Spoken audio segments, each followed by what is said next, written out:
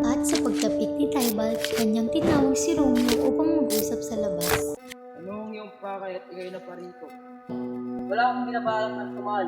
Narito lamang ako upang magsayaw. Anong nangyayari ang pamangkin? Ako po ay nagtataka. Bakit ito nakapasok dito? Maaari siyang makagawa ng gulo. Wala ka dapat ipagpahala ang pamangkin.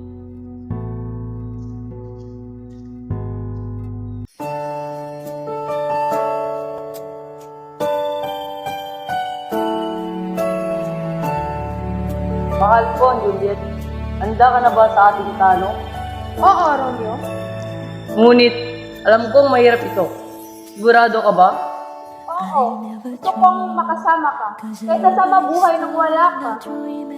Sa gayon, ating pagandaan ang ating pagpapakasal sa susunod na araw.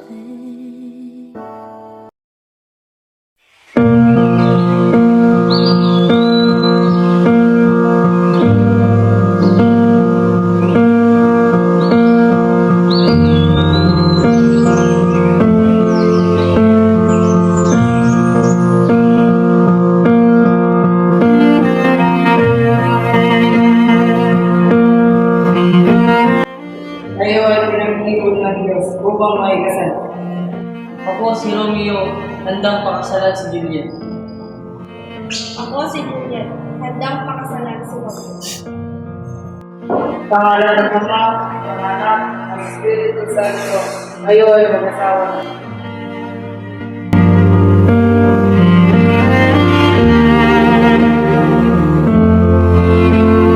Mga kapatid, tandaan ninyo ang kasal ay isang sagrado at hindi dapat ipagwalang mahal.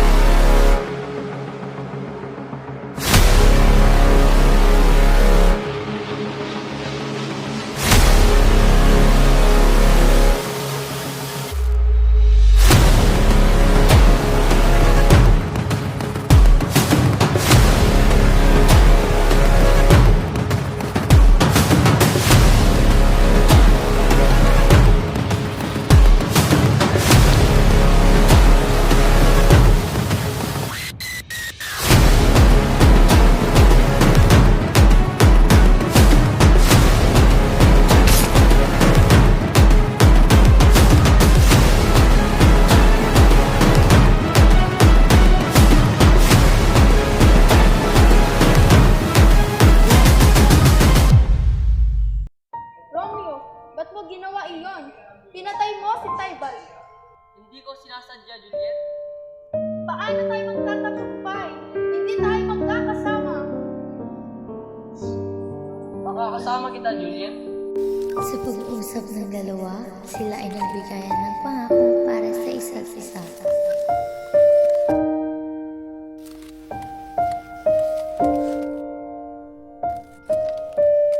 Mahal kita. Mahalin kita. Pagkaalis ni Romeo, si Juliet ay tinawag ng kanyang ama at ina upang kausapin. Juliet anak, ikaw ay magpapakasal kay Paris sa mga dalawa. Anong sinasabi niyo, Ama? Juliet, ito ay para sa ikakabuti. Pero Ama, hindi ko siya mahal. Mas mahal ko si Romeo. Si Romeo, ang Montague, hindi siya pwede sa'yo. Pero Ama, pakiusap. Wala nang ibang pag-uusapan pa, Juliet. Ipinaglaban kita, mahal ko. Ngunit, hindi ka talaga tanggap ng aking pamilya.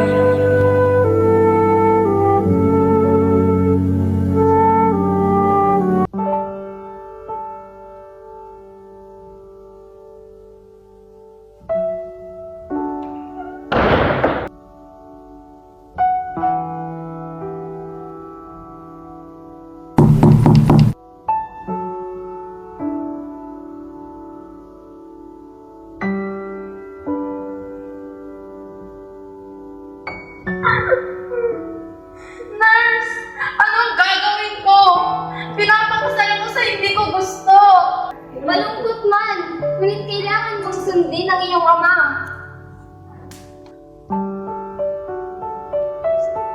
Pagpasensyaan mo na ang iyong ama, Juliet. Hindi ko alintanang kung sino siya. Mahal ko siya higit pa sa pagmamahal ko sa aking sarili. Sige anak, gagawin ko ang lahat para sa iyo. Ngunit kailangan mong mag-ingat. Ang pagpapanggap ng kamatayan ni Juliet at malaking pagkakamali ni Romeo.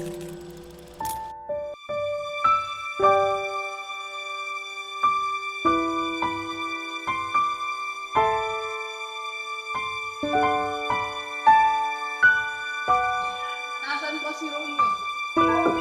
Baltasar, patay na si Juliet. Po! Pakisabi kay Romeo, patay na siya. Opo.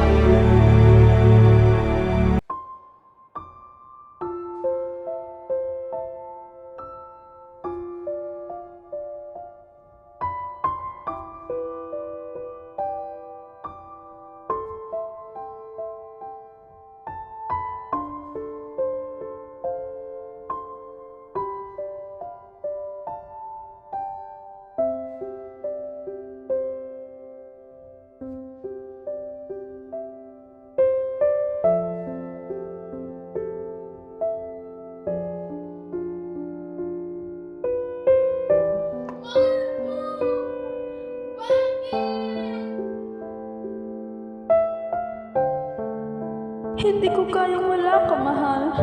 Magsasama pa tayo hanggang sa kamatayan.